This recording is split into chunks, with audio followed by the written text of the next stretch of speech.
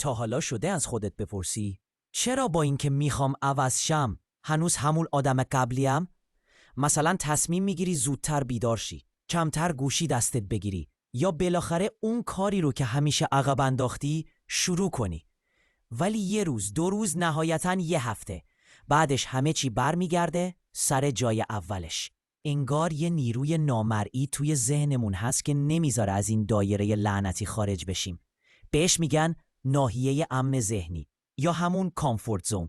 اون جایی که مغزت حس میکنه همه چی قابل پیش بینیه، امنه، بی درد سره. حتی اگه اونجا رنج بکشی مغزت ترجیح میده همونجا بمونه، چون آشناست. میدونی چرا؟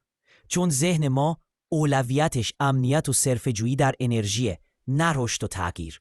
هر وقت تصمیم میگیری تغییر کنی مغزت مقاومت میکنه، جوری که انگار داره باهات میجنگه، با فکرای منفی، با حس هستگی، با صداهایی که میگن بیفایده است، تو نمیتونی، قبلا هم امتحان کردی نشد. اما واقعا تقصیر تو نیست.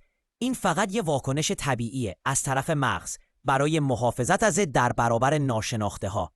مغز مثل یه سیستم قدیمیه که وقتی کدی جدید میدی بهش هنگ میکنه، ولی وقتی با تکرار و صبر مسیرهای جدید رو توی مغز میسازی اونم کم کم باهات راه میاد. راه حل چیه؟ اول هدفت رو کوچیک کن، خیلی کوچیک، مثلا فقط 5 دقیقه کتاب خوندن.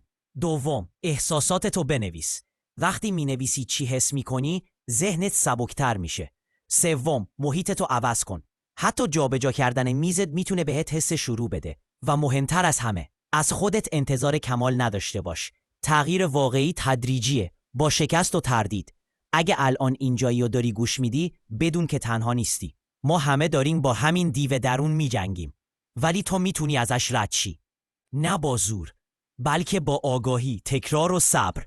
بعضی تغییرها شاید سخت باشن، ولی نه سخت تر از موندن توی جایی که میدونی دیگه جای تو نیست.